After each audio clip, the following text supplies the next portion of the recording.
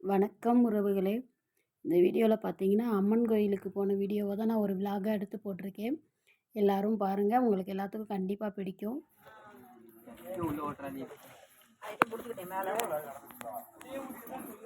கவனிக்காம தெரிக்குமாம்மா? ஒரு நிமிஷம் இருங்க.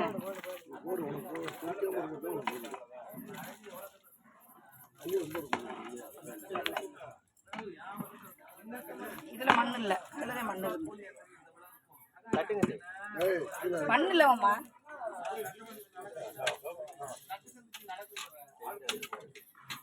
அரிசி போட்டா கிண்டுறது எப்படி மெதுவா கிண்டுங்க. மஞ்சப்பொடி மஞ்சப்பொடி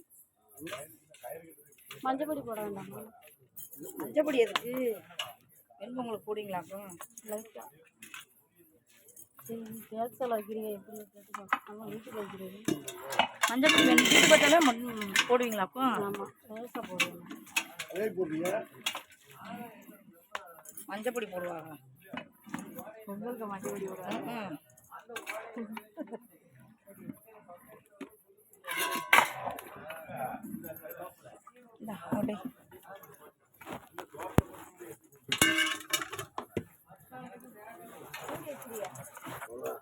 இந்த கோயில் பார்த்தீங்கன்னா, நம்ம சங்கரன் கோயிலேருந்து ஒரு 19 கிலோமீட்டர் தாண்டி இருக்குது. பெரிய சாமிபுரம் அப்படிங்கிற ஊரில் தான் இந்த கோவில் இருக்குது. நீங்கள் ஏற்கனவே பார்த்துருக்கீங்களா என்னன்னு தெரியல. இந்த கோயில் வந்து ரொம்பவே இப்போ கொஞ்சம் கொஞ்சமாக டெவலப் ஆகிக்கிட்டே வருது. நான் வந்து முதல் முறையாக இப்போ தாங்க போனேன். ஆனால் எனக்கு ரொம்பவே பிடிச்சிருந்தது. பௌர்ணமி பூஜைக்கு வந்து எங்கள் அத்தை மகள் வந்து மாதம் மாதம் போயிடுவாங்க. என்னை ரொம்ப தடவை கூப்பிட்டுக்கிட்டே இருந்தா. அங்கே வந்து குறி சொல்லுவாங்க, வந்து கேளு அப்படின்னு சொல்லிக்கிட்டே இருந்தா. ஆனால் எனக்கு தான் டைம் கிடைக்கவே இல்லை. இப்போ தான் அதுக்கான வாய்ப்பு கிடச்சிருக்கு.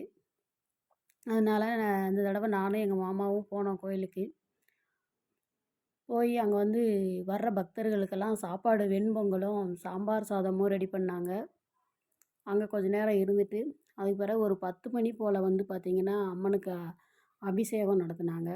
அந்த அபிஷேகத்தில் கலந்துக்கிட்டோம். ரொம்பவே சூப்பராக இருந்தது.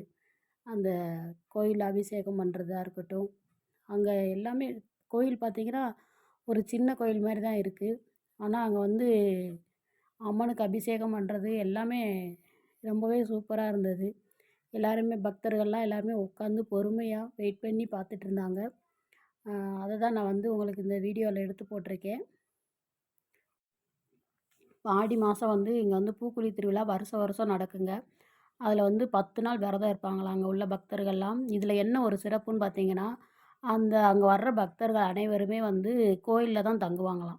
கோயிலில் தங்கி அங்கே உள்ள சாப்பாடு எல்லாமே அந்த பூசாரியாக இருக்கார் பாருங்க, அவரோட சொந்த செலவில் தான் 10 நாளும் அவங்களுக்கு சாப்பாடு போட்டு அவங்களுக்கு தேவையானது எல்லாமே செஞ்சு கொடுப்பாராம். இது நான் இப்போ தாங்க முதல் முறையாக கேள்விப்படுறேன். காப்பு கட்டினாங்கன்னா நாள் காப்பு கட்டினாங்கன்னா 10 நாள் ஆகுமா? அந்த காப்பு பூக்குழி திருவிழாலாம் முடிஞ்சு அந்த காப்பை கழட்டுறதுக்கு. அந்த காப்பு கழட்டுற வரைக்குமே அவரோட சொந்த செலவில் சாப்பாடு போட்டு பக்தர்களை வந்து அவ்வளோ ஒரு சிறப்பாக கவனித்து நல்லபடியாக அனுப்பிவிடுவாங்களாம். அது மாதிரி வர்ற பக்தர்களை எல்லாரையும் வாய் நிறைய சாப்பிடுங்க சாப்பிடுங்கன்னு தான் அவர் வந்து உபசரிப்பாராம் அப்படின்னு எங்கள் அத்தை மகள் வந்து சொல்லிக்கிட்டு இருந்தா. நானுமே பார்த்தேன். வர்றவங்கள சாப்பிட்டு போனீங்களா? அன்னைக்கு வந்தீங்க, நான் என்னால் பார்க்க முடியல பூக்குழி திருவிழாவில் அப்படின்னு ரொம்பவே ஒரு ஒரு நம்ம வீட்டு ஆள் மாதிரி ரொம்ப அக்கறையாக விசாரிச்சுக்கிட்டு இருந்தார். எனக்குமே ரொம்ப ஆச்சரியமாக இருந்தது. எந்த ஒரு பாகுபாடுமே இல்லாமல் எல்லார்ட்டையுமே நல்லா பேசினார். வாங்க நம்ம வீட்டுக்கு வந்தவங்கள உபசரிக்கிற மாதிரி வாங்க வாங்கன்னு வீட்டில் வந்து எல்லாரையும் கூப்பிட்டுக்கிட்டே இருந்தார். கடன் பிரச்சனை, நல்ல மனுஷர் தாங்க, கஷ்டம் எல்லாம் அவரோட இருந்தது. சரி இந்த கோயிலுக்கு போனாவாச்சும் ஏதாச்சும் ஒரு தீர்வு கிடைக்காதா அப்படின்னு தான் நானும் மாமாவும் போனோம். எங்கள் வயசுக்கு பார்த்திங்கன்னா நிறைய கோயில் குளமாக தாங்க அலைஞ்சிருக்கோம். சின்ன வயசுலேயும் பார்த்திங்கன்னா வீடு கட்டி கடன் வாங்கி வீடு கட்டி அதனால் படுற கஷ்டம் நிறையங்க. அதனால் முடிஞ்ச வரைக்கும் பார்த்திங்கன்னா அவங்கவுங்க கொஞ்சமாச்சும் பணம் சேர்த்து வச்சுட்டு அதுக்கு பிறகு வீடு கட்ட ஆரம்பிங்க. எதுவுமே வெளியிலேருந்து பார்க்கும்போது ஈஸியாக தாங்க இருக்கும். அவங்களுக்கு என்ன அப்படின்னு தோணும். ஆனால் ஒவ்வொரு இடத்துலையும் போய் நம்ம அவங்கவுங்க குடும்ப சூழ்நிலையை பார்த்தா தாங்க அங்கே உள்ள கஷ்டம் தெரியும். வெளியிலேருந்து எல்லாருமே பேசலாம் ஈஸியாக. ஆனால் உள்ளே நுழைஞ்சு பார்க்கும்போது தான் அதில் உள்ள கஷ்டங்கள்லாம் தெரியும். எங்களுக்கும் அந்த மாரி தான் சரி அவ சொல்றாளே சரி அங்கே போனாச்சும் ஒரு தீர்வு கிடச்சிரும் அப்படின்ட்டு தான் போனோம் நானும் மாமாவும். அங்கே விடிய விடிய தூங்கவே இல்ல. பூஜையெல்லாம் பார்த்துட்டு, பூஜையெல்லாம் முடிச்சுட்டு, அலங்காரம்லாம் முடிச்சுட்டு, அதுக்கு பிறகு தான் வெண்பொங்கல் அன்னதானம் போட்டாங்க. சாப்பாடு பார்த்தீங்கன்னா, ரொம்பவே அருமையா இருந்தது. நம்ம வீட்ல சமைக்கிற சாப்பாடு கூட அவ்வளோ டேஸ்ட்டா வராதுங்க. கோயில் சாப்பாடு தாங்க. அம்மனோட அருளோட அந்த சாப்பாடு பார்த்தீங்கன்னா, அப்படியே அமிர்தமா இருந்தது. நைட்டு 2 மணிக்கு சாப்பாடு போட்டாங்க. அ நானும் எங்க அத்தை மகளும் சாப்பிட்டோம். எங்க மாமா வந்து சாப்பாடு வேணான்ட்டாரு. அவர் அந்நேரம் சாப்பிட்றதுக்கு பயந்துக்கிட்டா, இல்ல தூக்கம் வருது அப்படிங்கிறதுனாலயான்னு தெரியல. இல்ல எனக்கு வேண்டாம் தலை வலிக்குது அப்படின்ட்டாரு. அதனால நானும் அவளும் சாப்பிட்டோம். ஆ ரொம்பவே அருமையா இருந்தது சாப்பாடு. எங்கள மாதிரி நெறைய பக்தர்கள் வந்திருந்தாங்க. அவங்களையும் இந்த வீடியோல நான் காட்டியிருக்கேன். அவங்களும் வந்து எல்லாருமே அன்னதானம் இருந்து சாப்பிட்டுட்டு, சாப்பிட்டு முடிச்சுட்டு அதுக்கு பிறகு தாங்க கிளம்புனாங்க. அபிஷேகம்லாம் முடிஞ்ச பிறகு அம்மனுக்கு அலங்காரம்லாம் முடிச்சுட்டு, அதுக்கு பிறகு பார்த்தீங்கன்னா, அம்மன ஒரு சின்ன தேர் மாரி ரெடி பண்ணி அந்த அந்த சப்பரத்தில வச்சு வெளியில கொண்டு வந்தாங்க. வெளியில கொண்டு வந்து அதுக்கு பிறகு அந்த கோயில வந்து ஒரு சுத்து சுத்தி வருதுங்க. அப்போ பார்த்தீங்கன்னா, அக்கினி சட்டி ஒருத்தவங்க வந்து தீச்சட்டி எடுத்துகிட்டு போறாங்க சாமிக்கு முன்னாடி. பிறகு அப்படியே சங்கு மாரி ஊதுனாங்க. அடுத்து பார்த்தீங்கன்னா, அந்த பூசாரி வந்து பூ தூவிக்கிட்டே போனாரு. இதெல்லாம் எனக்கு அ முதல் முறையா பார்க்குறப்ப ரொம்பவே ஒரு ஆச்சரியமாவும், சந்தோஷமாவும் இருந்தது. அதனால அந்த அந்த பௌர்ணமி நாள முழுக்க முழுக்க நாங்க 2 பேருமே கோயில்ல தாங்க அதான் ஆடி பௌர்ணமி சொல்லவா வேணும். அம்மனோட அருள முழுசா 2 பேரும் வாங்கிட்டு, இனிமேலாச்சும் நம்ம வாழ்க்கையில நிம்மதியும், ஒரு சந்தோஷமும் கிடைக்கணும் அப்படின்னு சந்தன மாரியம்மன மனசார வேண்டிட்டு வந்தோங்க. நீங்க யாராச்சும் சங்கரன்கோவில் பக்கத்துல இருந்தீங்கன்னா, விசாரிச்சு பாருங்க. இந்த கோயில பத்தி நெறைய பேருக்கு தெரிஞ்சிருக்கும். ஏன்னா, உள்ளூர விட வெளியூர்லேருந்து வண்டி பிடிச்சு வந்தவங்க தாங்க அதிகம். ஆட்டோ ஒரு 4, 5 ஆட்டோ வந்தது. வேனு, பஸ்ஸு, டூ வீலரு இந்த மாரி நெறைய வந்திருந்தது. அதனால யாருக்காச்சும் வீட்ல பிரச்சனை, கஷ்டம் அந்த மாரி இருந்தீங்கன்னா, அவங்க வந்து அருள்வாக்கு சொல்றாங்க. அவங்க வந்து அருள்வாக்கு சொல்லும்போது பார்த்தீங்கன்னா, அப்படியே அந்த கொஞ்ச நேரம் பார்த்தீங்கன்னா, வேப்பிலைக்குள்ள வந்து தன்னோட முகத்த மூடியே வச்சிருந்தாங்க. நான் ஃபஸ்ட் டைம் பார்க்குறதுனால நான் ரொம்ப ஆர்வத்தோட பார்த்துக்கிட்டு இருந்தேன்.